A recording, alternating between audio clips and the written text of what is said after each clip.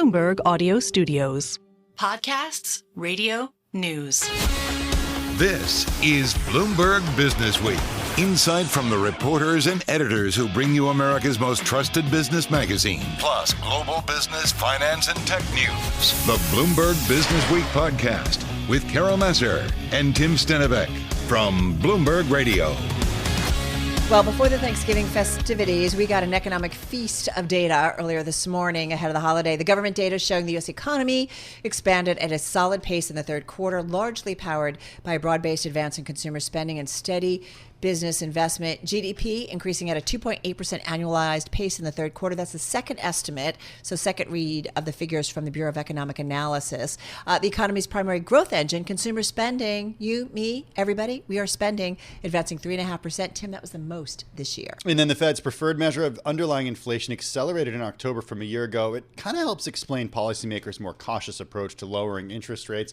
With our roundup on everything when it comes to the U.S. economy, with us is Bloomberg News international economics and policy correspondent Michael McKee here in the Bloomberg Businessweek studio. Mike, it's a lot. What you're pointing at me, Carol? What's I'm just going on? thinking, when you go for Thanksgiving dinner, do you like sit down or you walk in and you're surrounded by family like, all right, Mike, so what's going on with the economy? Like, is like that the question? Sometimes. Okay. Sometimes you get that. And, like on a plane last night, somebody recognized me and said, what's going on with the economy? Was it? Are they asking about tariffs now too? I think it's a little too early for that. I mean, obviously, other reporters and political types do, but the average person, they haven't focused on that yet. They will. So is it okay for somebody on an airplane or in an airport to come up to Michael McKee and ask him what's going on in the economy? Do you welcome that kind of attention? Do you have dark glasses on? Are you like incognito? Are you wearing your hat? Let me put it this way. It is so seldom. And so, I don't believe that. I believe it's much more. I am flattered. I'm happy that people are watching and listening to Bloomberg. They all listen and watch you in a big way. All right. Big data dump. Tell us about what we need to know about the numbers we got today. They were sort of status quo-ish in the sense that we are still spending, as you mentioned.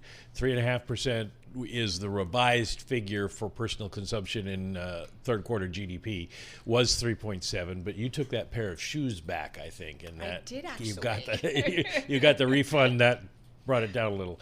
But then the personal spending numbers came in at a reasonable level, up 0.4%. It was 0.6 in the month of September, but you have to realize, too, that September's back to school, so maybe there was a little bit of extra spending then.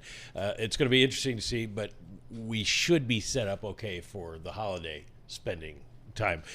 In the report, we saw a little bit of an increase in the personal savings rate, which suggests people still have some money. And the best news of all, well, it's mixed news because I have to set up the predicate that PCE price indexes, the Fed's measure, went up a little bit, 2.3% on a year-over-year basis for the headline, 2.8 for the core. It gets us farther away from their 2%. But wages and salaries went up 0.5%, and that pushed them up above the rise in inflation. So that's the reason for the rise in inflation? Well, no, that's the reason why people can keep spending, okay. even though inflation may bother them. They're still making more money. They don't. We had this argument with Matt Miller on his show this morning. He like everybody else says, yeah, but inflation is something that people do to me. They raise prices on me.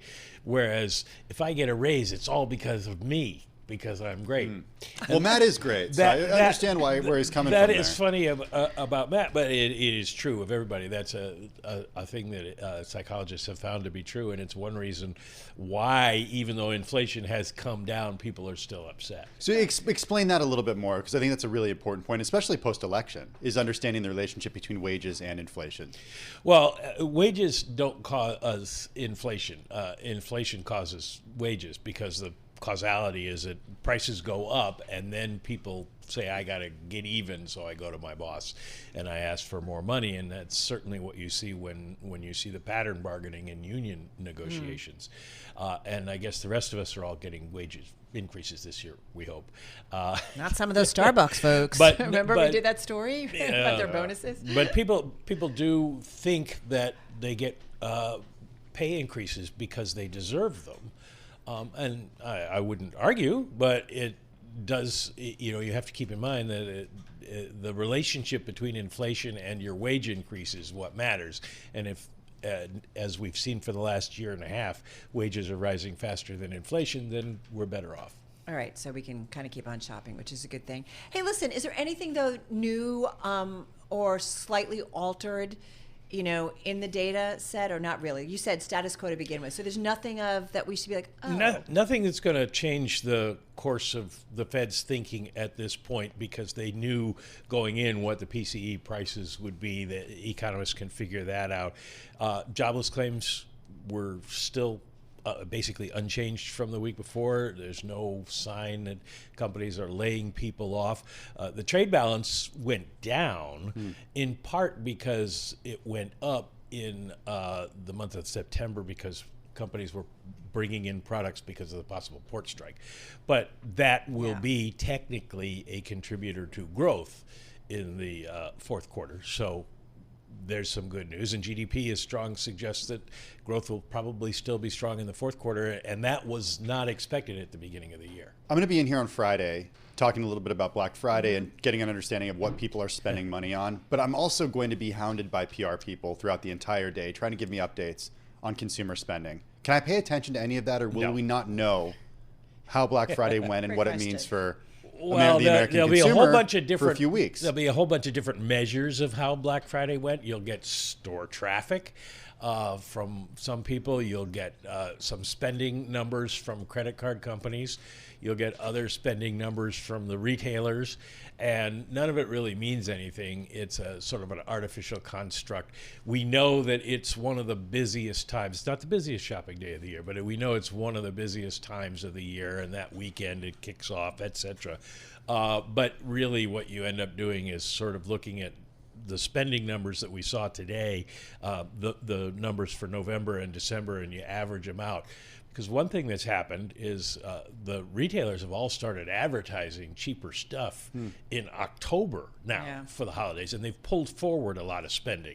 So maybe some of the people who would have gone and stood in line outside a store, fortunately a lot of stores don't do that anymore on Thanksgiving, those people have already spent some money, so we may not see the kind of big burst you saw in the past. Out doing a little shopping last Sunday in the city, and it What'd was... you get me? TBD. Okay. But it's a surprise. Did you see her hesitate there? Instead of saying nothing. Would you like some skinny jeans? No. Actually, I do live in Brooklyn. Actually, you could do that. But what's interesting is it wasn't as crowded as I thought, but there were lots of sales, 40% off, some significant sales, so I thought it was interesting. One quick last question, 30, 40 seconds. What economy does President-elect Donald Trump, is he handed on day one in the White House, and how much of it is the result of the past administration and of Fed action of the past 4 years? Well, it's probably going to be good, better than we thought it would be. The economy has strength going into the new year, unless some exogenous event happens that we can't predict, or unless he, through some of his tweeting, etc., makes some sort of problem for the economy. But basically, he will inherit a good economy, as he did from Barack Obama. So he is lucky in that sense, and I'm sure it will be all due to him. But he can't take any credit for anything that happens before January 20th. I just always think it's an important narrative, because we talk about this a lot with past presidents, how they are inheriting really the policies that people have put in place, right? The previous administration. Michael McKee, happy Thanksgiving. You can now start your holiday. Thank you, thank you, thank you. Favorite pie? I tend to like apple, I guess. Okay. I'm relatively traditional. I have a pie poll going on Pumpkin Twitter. For me. What about you? Pecan. I'm going to make a pecan. I knew that about you. Now we need 3 pies in here. See? All right. Bloomberg News International and Economics and Policy Correspondent Michael McKee. You're listening to the Bloomberg Businessweek podcast. Catch us live weekday afternoons from 2 to 5 p.m. Eastern. Listen on Apple CarPlay and Android Auto with the Bloomberg Business app. Or watch us live on YouTube. So Bloomberg's Crystal C put out a story recently reporting out in our Bloomberg Deals newsletter. And what she wrote is that everywhere activists are feeling more emboldened to push for bigger, more significant asks at larger companies. Elliott leading the pack with another mega cap campaign. They called on Honeywell to break itself up. There's a lot, Tim, that's going on when it comes to activist investors. Yeah, the activities of activists often mirror market optimism as the market trends up with the hope that the new administration will relax regulations and bring down interest rates. The activists are actually bolder and busier. But then there's this other side of things where it's like the anti-ESG movement, like we saw out of that lawsuit earlier today, filed by Ken Paxton out of Texas and 10 other states. Curious to see what our next guest has to say. It's been a bit since we last spoke with her, so great to be checking back in with Jennifer Grancio. She's head of ETFs over at TCW. She joins us from Los Angeles. Good to have you back with us, Jennifer. How are you? I'm very well. Nice to be here. We were kind of reminiscing back to when we last talked to you, and we were at Milken back in 2021. It was like that weird October Milken event because things had been put on hold as a result of the pandemic. Things were different then. Engine number one was an independent company. Now, from about a year, you've been at TCW. Just give us an update as to how the integration is going and sort of where you are now. Thank you. So engine number one to TCW. So at TCW, we've been an active manager for more than 50 years, started as a concentrated active manager and have, a very large business around public and private fixed income. So the engine number one acquisition about a year ago got TCW into the ETF business. And if you look at our ETF franchise today at TCW, we've got 5 terrific equity funds. We could talk more about that. And then more recently, we've added and converted mutual funds, and we now have 6 fixed income funds. So as a kind of very careful, fundamental, active manager, we think the market needs these thematic products on the equity side. And then on fixed income, we think the market needs better tools to deliver income in portfolios. What do you mean in terms of better tools right now? The fixed income market has been kind of a wild one this year. And I feel like go back a year and the narrative around how aggressive the Fed was going to be, that didn't pan out. But tell us how you are thinking about that and the types of products that are needed in the fixed income world today for investors. Yeah, so if you think about portfolio construction over the very long term, immediate term to very long term, you think about fixed income in a portfolio as providing defense and ballast as well as return. And so if we look at portfolios today, markets have been very interesting for the last however many years. And honestly, I think investors still have too much cash. And so fixed income is a way both to diversify the portfolio and to kind of move out of cash and into more income producing assets. And so what we've done at TCW is we know that everybody's got something at the core or total return portfolio today. And so what we've done is we've launched 6 products that let you, in a very smart and considered way, have total return plus income, or actually leg into additional layers of income in the portfolio. And that's what the TCW ETFs do. I am curious, too, about, why now in terms of switching the funds, some of the fixed income funds, converting them from mutual funds to ETFs. Why now is the time to do it? Yeah, if you look at the market, the ETF market has been around for a long time now, but the use of active strategies in the ETF wrapper is really accelerated in growth. And so this year, at this point in the year, we probably had 30% growth in flows into active ETFs. It's about $800 billion in total now. And so as TCW, we serve institutional investors, we serve wealth and retirement clients, and a lot of those clients love the mutual funds. And as people are building wealth-oriented taxable portfolios, we have a lot of investors that really are looking for ways to use our products and models, use our products in the simple vehicle of the ETF that we've gotten used to. And so our ETF range is coming in alongside our great mutual funds. Flexor is total return and a yield product. Muse is the first of its kind way to add yield, let an active manager select and add for you. And we can talk a little bit more about that. Other ways to look at income. In the case of bank loans or high yield, we think the index products actually aren't the right tools. So we've also launched ETFs in that space. Remind me again, though, just go back. What kind of flows have you been seeing into the fixed income world, especially post-election? I'm just curious what you've been seeing. More, less? Give me some context. Yeah, flows into fixed income have picked up for sure. I think, listen, we would all love to have a crystal ball and know exactly what's going to happen. But I think flows into fixed income have picked up, but there's still a lot of money in cash. And some of that money that's in cash could be coming into fixed income products, that could be coming into things like AAA CLOs. That's another ETF we just launched, right? Where it's not sitting in cash, it's higher return, but it's also very safe. So we think that people are putting money back to work. They need the right tools to do it. Hey, listen, one thing we were thinking about prepping for this, and so great to get an update of kind of what you guys are doing at TCW. But I have to say, we thought about that conversation at Milken. I mean, when engine number one came on the scene, we were like, who are they? And they're taking on this massive, integrated oil company, energy company, and that was Exxon. The activism that number one did, little known fund, waged a battle, and won, got seats on the board. When you look back at that moment, what was so key for you guys as a firm, as an activist?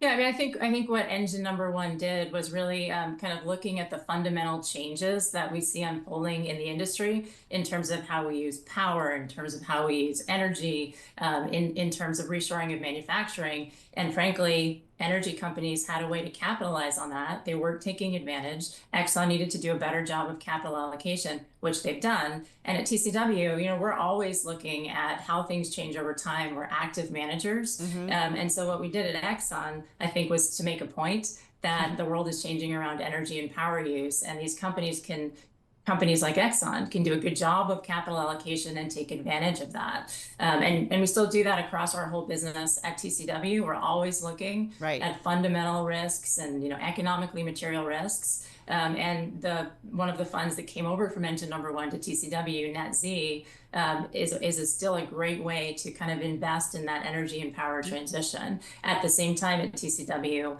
we've created this range of fixed income ETFs so that you can also, on that part of the portfolio, build for income. So there's a lot of very exciting opportunities to come alongside in investor portfolios. This allocation to the index and the weight on big tech names that probably is too heavy today. Jennifer, and sitting in cash. Can I ask you? Can I ask one thing though?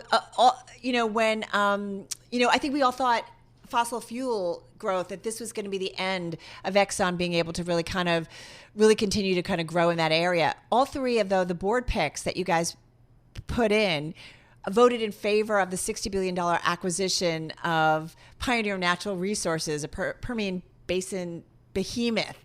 So when you look at that, so obviously not an end to Exxon's production. I think their oil production is highest in its 140-year history, just 40 seconds here. So is it still a win? How do you see that? Yeah, our work with Exxon was around raising the stock price, which engine number one, changed the stock price of Exxon 70%. It encouraged Exxon to add other skills to the board. And then independently, Exxon and the board at Exxon have found ways to make money in kind of new and greener businesses, as well as to smartly invest to basically meet the demand we have for energy and power. It's us as consumers that are using AI and data centers and phones. And so they have a very different discipline now than they did before that campaign. And we think that's an important investment theme. All right. So glad to get some time with you. Happy Thanksgiving. Jennifer Grancio over at TCW. You're listening to the Bloomberg Businessweek podcast. Listen live each weekday starting at 2 p.m. Eastern on Apple CarPlay and Android Auto with the Bloomberg Business app. You can also listen live on Amazon Alexa from our flagship New York station. Just say, Alexa, play Bloomberg 1130. All right, are we there yet? Is soon to be replaced by, do we need this? What's Get funny? to Thanksgiving, and then you got to do shopping afterwards. I was over at somebody's house over the weekend. Their names will go. They will remain anonymous. You're and there was so a mysterious. Peloton. There was a Peloton in the basement.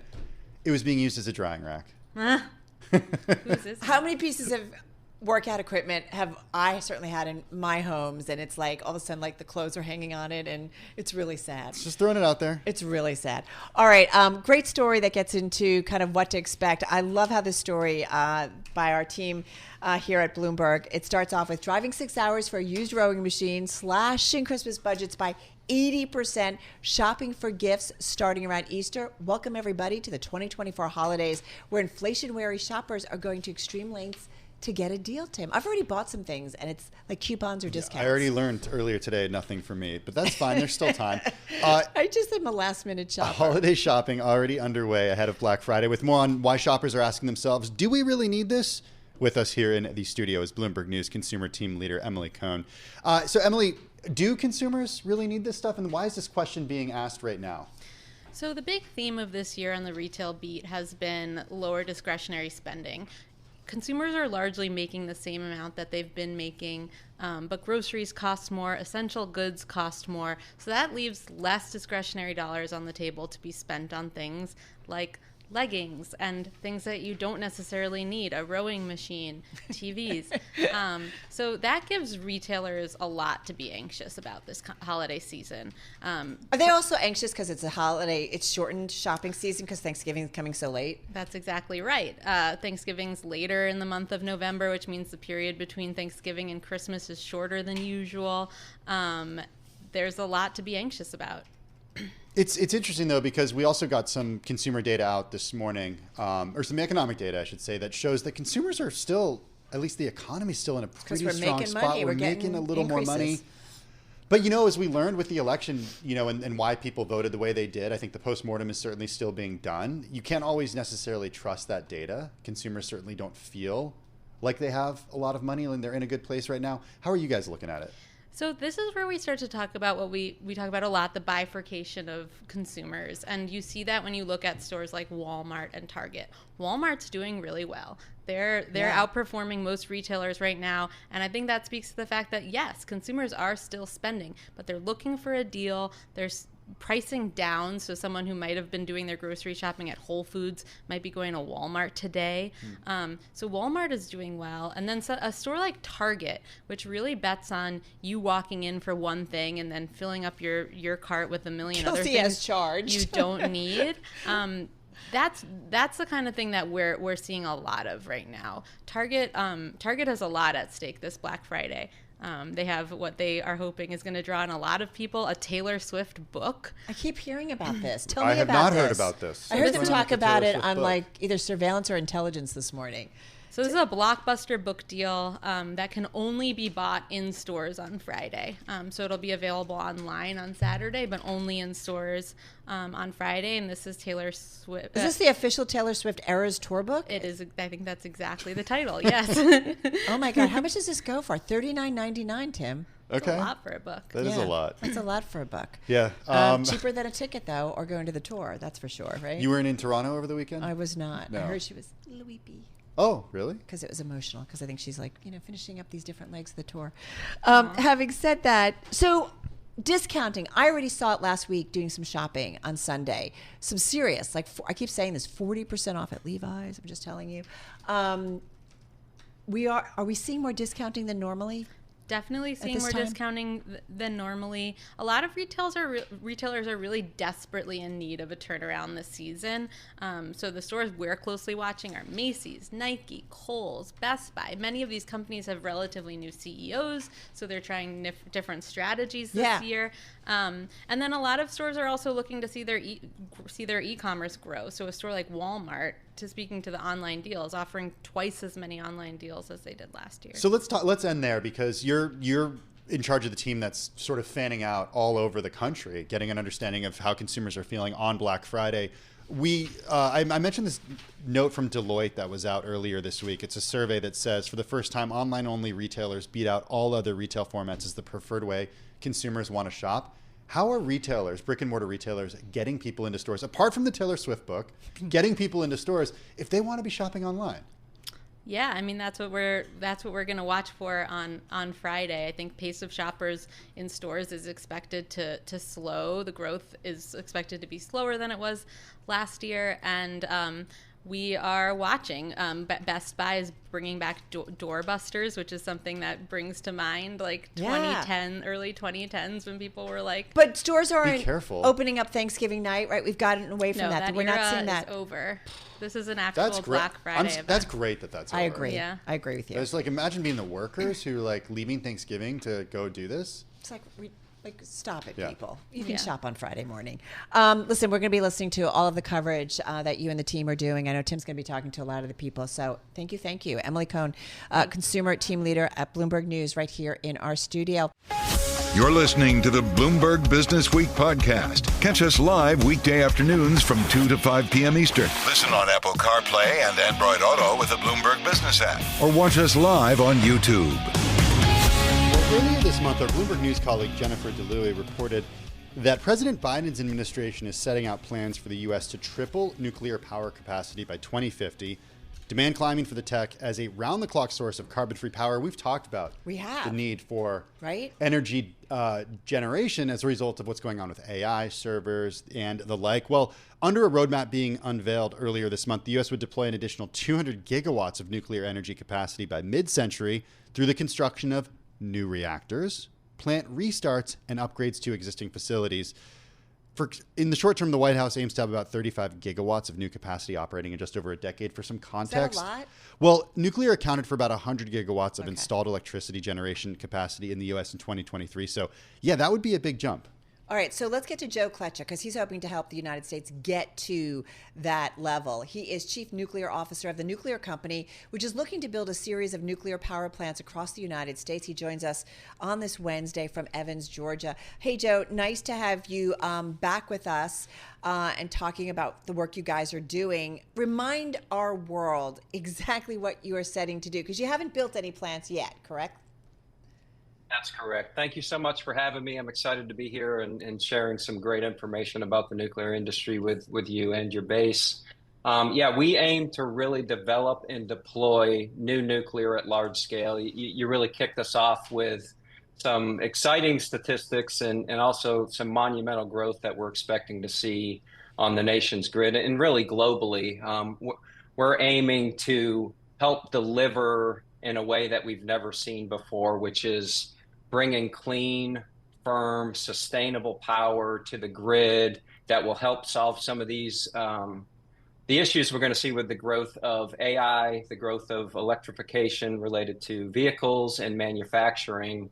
And we believe that doing new nuclear construction in a way that is designed once, rinse and repeat many times at scale will get us into a position where we can really drive down the costs and create a product that is much needed for national security, frankly. How do you do this? And you can answer this question in a way that other people can't because you worked at Southern Company as operations director for the Vogtle Units 1 and 2, and then you also transitioned to oversee Vogtle Units 3 and 4. So these are very expensive. They took years, decades. They were billions of dollars over budget. How do you not repeat that at the nuclear company? Like, how are you going to do that differently? Yeah, I think it's a great question. I get asked this question a lot, and yes, my career started in the U.S. Navy as a submariner working on nuclear submarines, and I've progressed through many utilities, operating and maintaining nuclear facilities, and as you mentioned, had the great opportunity to help with the Vogtle project, which was a monumental effort by Southern Company. Many lessons learned. The simplest way to help people understand this is this was a first-of-a-kind build in our country with a first-of-a-kind technology. We need to continue to use the lessons learned from projects like Vogtle and many others that have occurred around the world to move us from a first-of-a-kind project into what we call nth-of-a-kind. So we got to get through the early stages of capturing lessons learned on what is a really, really great design, and there's many others out there. You continue to use this same design, use those lessons learned. We think we can get 40% efficiencies through lessons learned. We also believe there's 20 to 30% savings in the use of digital technologies, whether those be digital twins, 3D scans, drones, other technologies that are available today that weren't necessarily available when these nuclear projects were occurring in the past. That is our path to really getting the costs of nuclear down, and getting it in a position where it can provide what a lot of other forms of energy cannot provide, and that's the security to the grid to provide that firm 93% plus capacity factor of clean energy. But, the plants that were started by Southern Company, I just want to go back to, right, considered a milestone in U.S. nuclear power construction, but they were 7 years later than originally planned and a budget of more than double the preliminary projected cost of over $30 billion. I would assume making nuclear power plants is difficult. Forgive my sarcasm, but we know that this is not it. And, Tim and I were talking before we got going. I had a dad who's an engineer who worked in the early space program and putting men on the moon and guidance systems. And the system of like government contracts of like low-cost provider often being at the top of the list as a priority makes me a little hinky when we're talking about nuclear power. How do we get it right? How do we do it safely? How do we do it without the cost overruns? Yeah, so I think those are all great points, and they're obviously they're problems that we are trying to solve at the nuclear company, and I believe we will solve.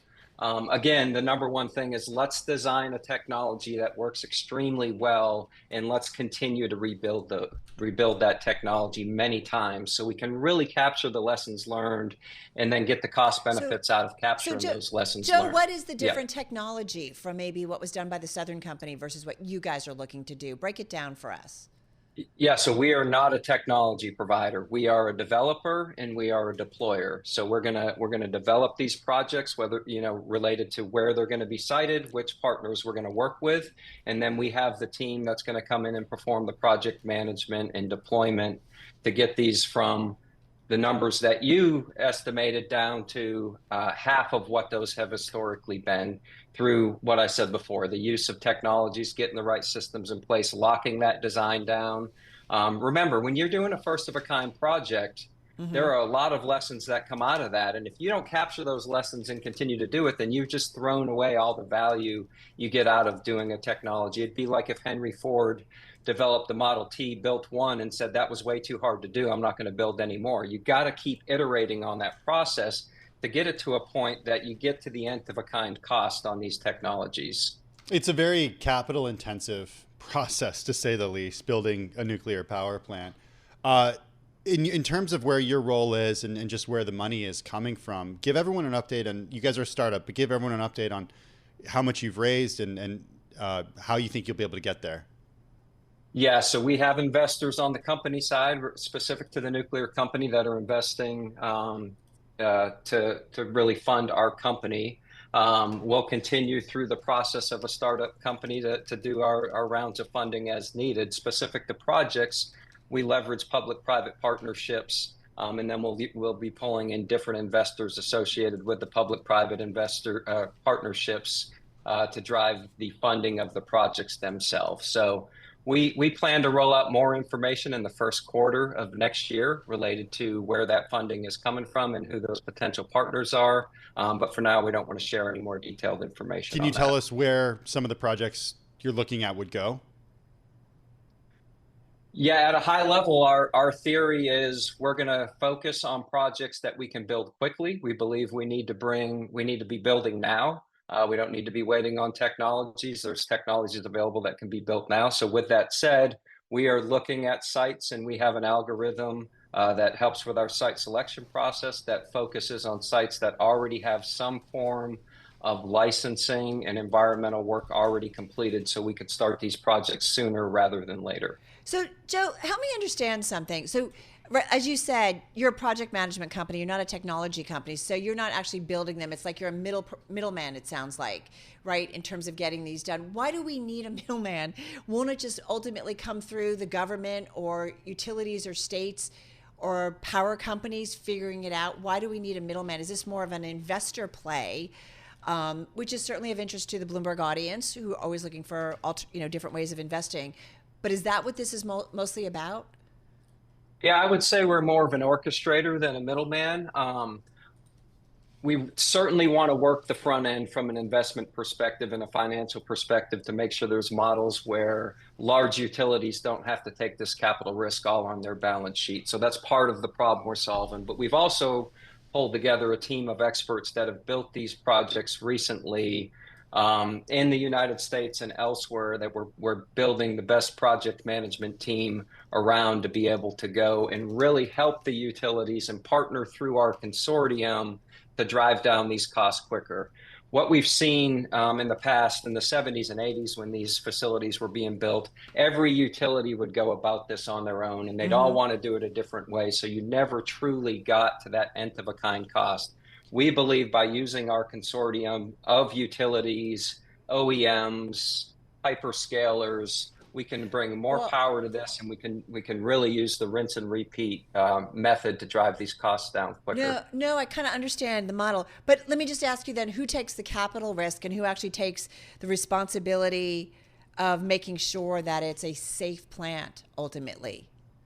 Yeah, so again, public-private partnerships. So we'll be working with the government on part of the capital risk. We'll also be focusing with our investors to take on that capital risk, so it's not put directly onto utilities or rate base, with more of a build transfer model, if you will. As far as who controls the safety, the licensee hang on a second. role. So does that also mean that taxpayer risk? If the government's involved, it's also taxpayer risk, right?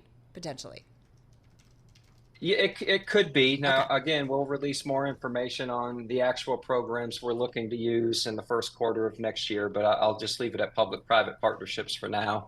And then the safety aspect, go ahead. Yeah, please. the safety aspect. So part of our consortium is going to be large utilities that have historically operated these facilities for years. They would be the licensee and the ultimate owner of these projects once the build is complete. Is this a model, just 25 seconds, that really is for the U.S.? Or, I mean, where Europe and elsewhere outside the U.S. are already kind of all in on nuclear, is that part of it? And forgive me, I only got about 20 seconds here.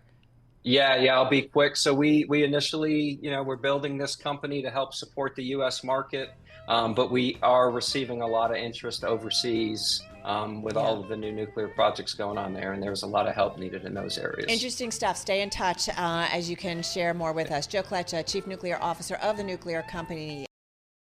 I'm driving in my car. I turn on the radio. How about you let me drive? Oh, no. Who's gonna drive you home? Honey, please, I'll do the driving. Drive on. Excuse me, I want to drive. It's the question that drives us. This is the Drive to the Close That funky music will drive us till the dawn. on Bloomberg Radio. All right, TikTok, everybody. We've got just about 20 minutes left, just under, about 19 minutes left in today's trading session. Charlie breaking down the trade on this Wednesday, Thanksgiving Eve. I'm looking at the major industry groups in the S&P 500, Tim, and you've got, most of them are down.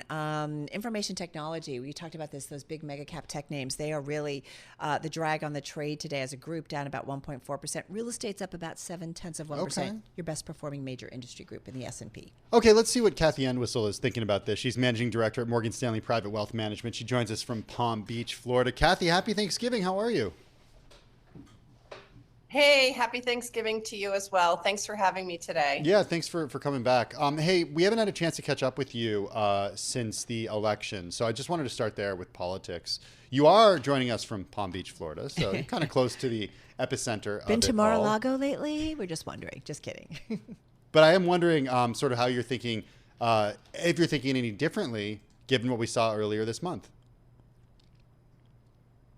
Yeah, absolutely. I think that, history has shown that over long periods of time, the outcome of an election doesn't necessarily make an impact on the markets. But I do think that we have to think about regulations and certain changes that might be coming that will help move the markets a little bit more. And I think that's what we saw over the last couple of weeks. And what we're seeing in the last 6 hours or so is a little pause or a breather, because we've had quite a run up leading up to the election, and of course in the last couple of weeks as well. All right. So, it's funny. We just come back from Schwab Impact 2024 out on the West Coast, which, cheap plug here, I'm just going to say our weekend show is all about it in conversations. It did feel like, Kathy, there's a little bit of a wait and see mode when it comes to tax policy, trade, tariffs, what ultimately was said on the campaign trail and what ultimately gets put into effect, because there's some things the president can do. There are some things you need Congress to do. So is it safe to say also just kind of wait and see? And I don't know, maybe it's 3 months into the new year, maybe it's 6 months, maybe it's 1 month. How are you kind of gaming it out? Yeah, in terms of gaming it out, I think it is important to have clients start, if they have been sitting in cash, it is time to put some money to work. Days where we're getting a pause or a pullback are great times to do that. There are areas that we particularly like, areas that might be deregulated a little bit more. Energy, financials, we're starting to see some bigger numbers hit those sectors. So I think getting clients comfortable with the idea that we have a long runway here, and we want to start getting them invested if they're not fully invested at this point. So again, some money on the sidelines for short-term needs, cash, liquid type investments. But then your longer term goals, retirement and things like that, you need to be invested in equities. And then also in terms of the fixed income side, I still really like municipal bonds. I still think they're very valuable for our clients, and they're still pricing fairly well. It's still a buyer's opportunity. Interesting. What about the cash on the sidelines right now? You mentioned it is time, if you do have cash, to actually move it in to start doing. I will tell you, Kathy, I keep getting emails from they're not money markets, but like the high yield savings accounts that I have like a teeny bit of money in. Yeah. And it's like your interest rate is changing. Your APR do is something, Tim. Yeah. Well, no, I mean, it's like we're paying you less to have the money in here. Yeah. The debate that Carol and I often have is like, okay, that's $7 trillion that's on the sidelines in money market funds. Where does it go? Does any of it go into the equity market? Does it all go into the bond market? Does it stay in cash? What happens to it? I think it's probably a little bit of a split. So for those clients or people who are looking to get higher yields, you're seeing it already as you cut your higher rates are being down. So to start legging to start. Hey, Kathy, hang on a second. We're going to try and clean up your line because it's a little bit not very clear. So we want to make sure we can hear you and our audience can. So we're going to reconnect with you, but we're going to come back. We're talking with Kathy Entwistle, Managing Director at Morgan Stanley Private Wealth Management there in Florida. I know what's going on. What's going on? Everybody's like YouTubing how to safely fry turkeys right now. Have you ever done that? My brother has. I've never fried a turkey. I have seen it happen on FaceTime. We did it one year. What'd you think? Out in the back. It was fun. We did 2 turkeys. I was going to ask, where do you do that? You have to have like a big old driveway to do We did. that. I can't remember what we... Did we have like a fire pit or like of something that we did? And I can't remember how my husband did it, but we had one turkey on the inside and one because he wanted to try like a fried turkey. What'd you think? I don't remember. They're very quick. It's quick. Yeah, it's very quick. Versus doing it in the oven? I like it. I like the bird cooking all day. Sorry, you do? Bird. You like the smell? Sorry, turkey. Yeah. All right. No pardon for me. No pardon for my turkey. Sorry. No, I love it. I love it cooking all day. It's in the fridge. It's the brine. It's in the bag. It sits for a long time. Is it happening now? Is this what's happening at the Massar household already? You're going to go home tonight and there's going to be like, is the bird in the oven yet? Or is that tomorrow? No, that starts. I don't think it starts tomorrow. I think he takes it out in the morning, and my daughter and my husband will do it. It's really good. What about you? Well, you just show up at. Yeah, we're really lucky. We're going to some cousins. Like they're my mom's cousins. We're very close with them. Kind of consider them like aunts and uncles. A lot of people going. A lot of little kids. We are in charge of bringing cheese. Cheese. Which is a really good, if you know me. I hear there's a few cheese shops in Brooklyn. If you know me, this is a good thing for me to bring because I love cheese. Well, for those who don't know Tim well, although his desk often, there's like a clutter of cheese paraphernalia. Usually cheese that's already been eaten. It's a great way to get protein. I agree. Fill you up. Anyway. I agree. Is Kathy back with us? I don't know. Is Kathy back? All right, she's not back, so I'm still going to talk about Thanksgiving. All right. I have to say it's my favorite holiday. I don't know. I love it. I love food. I'm actually doing, just for those of you, if you haven't answered yet, I am doing a poll on your favorite pies. I try to do it every year, and I got to pull it up and just see what's trending in terms of, so favorite pie, apple, pecan, pumpkin, or other. Want to know what's top of the list? Do you like pies? Pumpkin. Do you like pies? Pumpkin's the top of the list. No, it's apple, 36%. That's their favorite pie. Huh. Yeah. Pumpkin, 30%. Hey, Kathy's back with us. Kathy Entwistle over at Morgan Stanley. Kathy, forgive the technical problems. Got about 45 seconds. Your parting thought as we get ready, just another month in or so, and we're done with 2024. How are you thinking about 2025? Yes, I think it's time to think about that, to position properly. You want to be invested in equities. You want to take opportunities of pullbacks. We haven't had many lately, but take those opportunities to leg into the market. And in terms of the cash on the sidelines, if you don't need it for short term, you need to put that to work. I do think that will also drive the equity markets higher by having these people coming off the sidelines and into the market. So we'll also get some appreciation there as well. All right. Glad we could wrap up with you. Happy Thanksgiving. Kathy Entwistle, she's Managing Director at Morgan Stanley Private Wealth Management, joining us on this Wednesday from Palm Beach, Florida. This is the Bloomberg Business Week podcast, available on Apple, Spotify, and anywhere else you get your podcasts. Listen live weekday afternoons from 2 to 5 p.m. Eastern on Bloomberg.com, the iHeartRadio app, TuneIn, and the Bloomberg Business app. You can also watch us live every weekday on YouTube and always on the Bloomberg Terminal.